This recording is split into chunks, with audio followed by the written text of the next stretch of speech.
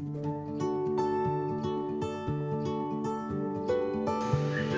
think it's really cool to see the wildlife of Florida in this particular way.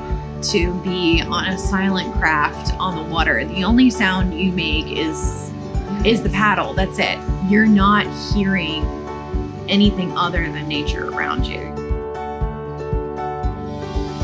At first, I couldn't figure out how everybody was seeing manatees. I'm like, how are you seeing manatees? How do you know where they are? And then you watch as the water gets real still, and then you see them slide underneath your boat.